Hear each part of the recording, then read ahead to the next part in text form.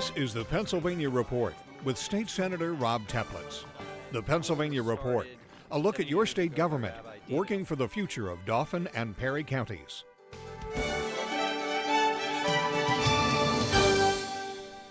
Hi, thanks for joining us. We're talking with Senator Teplitz about summer has finally arrived here in the mid-state. Hopefully, it'll be a little warmer than spring was. That's right. A little less rainy.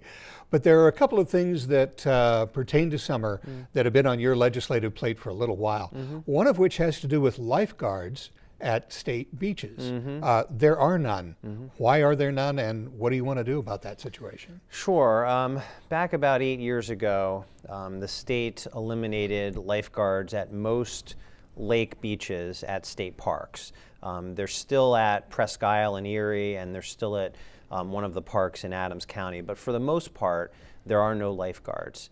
And I was involved with a report at the time when I was at the Auditor General's office, which expressed concern about that, especially in relation to the minimal amount of cost that was saved. So I have legislation that would essentially restore the lifeguards.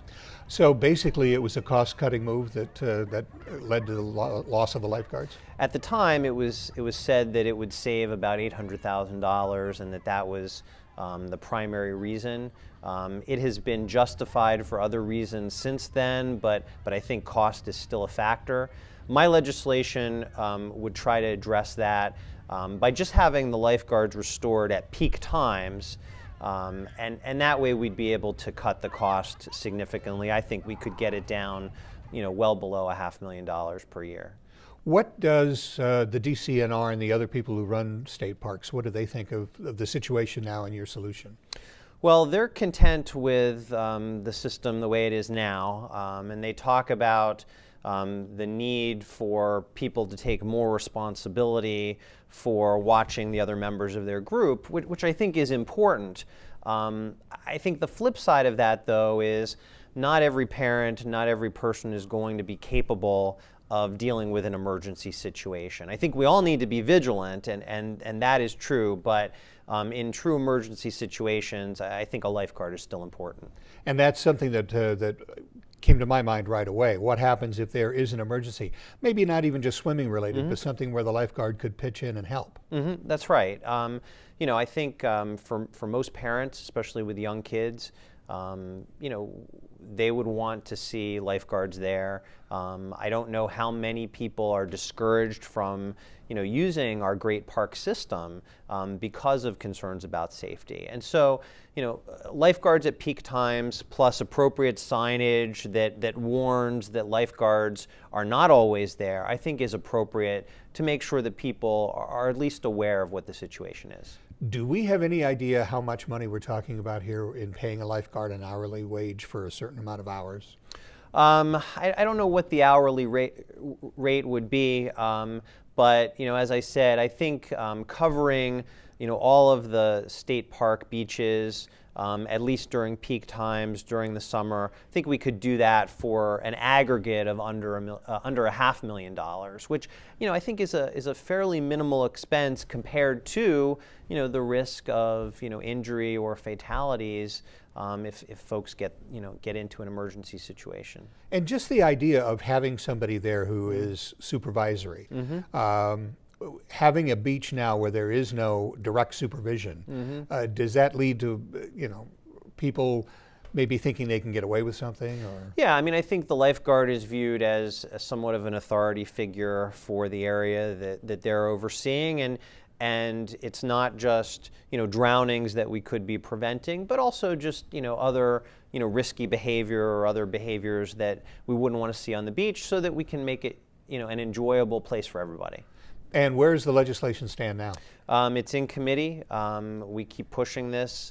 This has been something that I've worked on for going on 10 years now between the Senate and in my previous life. So we're continuing to push it.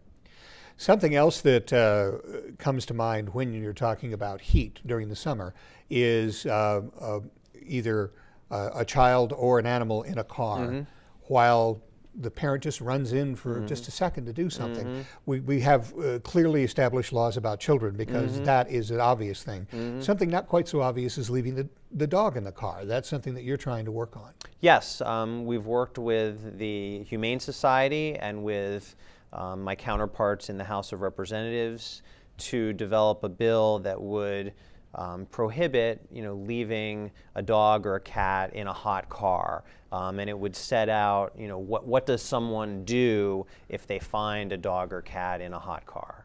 And what does someone do? Yeah, what they shouldn't do is take matters into their own hands and break into the car and destroy someone else's property or risk destroying someone else's property.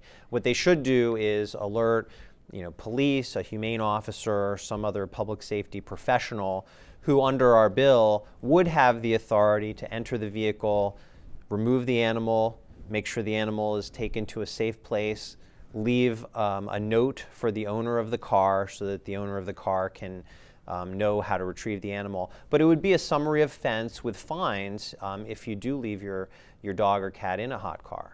Now, we all know that the problems associated with leaving a child in the car, the heat in a car can rapidly escalate.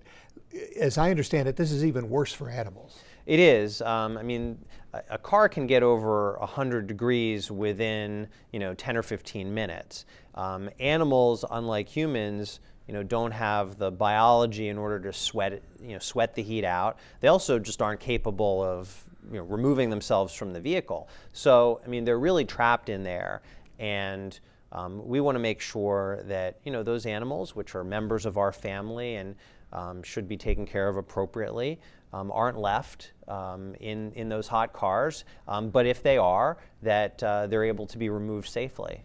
Now, the SPCA and other animal rights groups are obviously very much behind it. What do police say about that? This would give the police and other law enforcement professionals immunity from being sued if they have to go into the car. So, we've tried to make sure to address any concerns that they might have. Again, we don't want to create vigilantes. We don't want people breaking into other people's cars, even if it's for a worthy motive. What we want to do is first make sure people are aware, don't do it in the first place. Second, if it does occur that you see, there's a car in a parking lot, that you take appropriate action by alerting the police, alerting a humane officer, and then let that person, do what needs to be done. There's an excuse that I've heard, and that will probably come up in this situation of, well, I leave the windows cracked. How effective is that?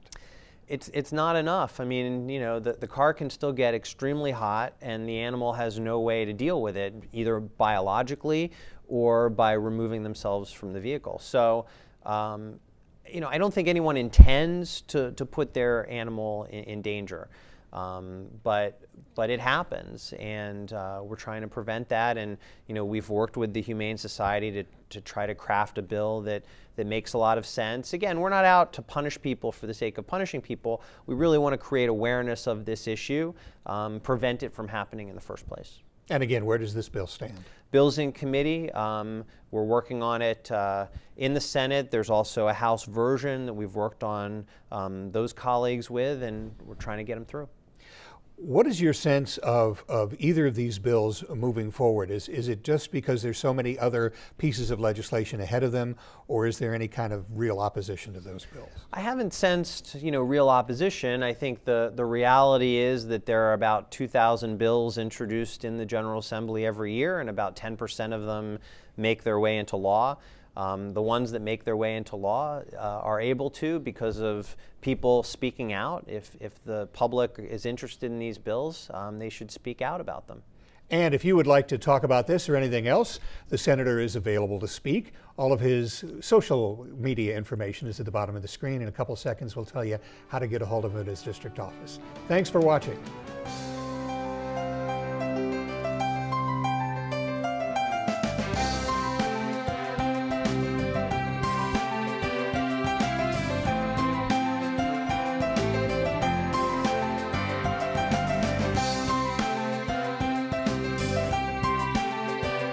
People with disabilities may request a transcript of this program by calling area code 717-787-5166. The TTY number is 1-800-364-1581.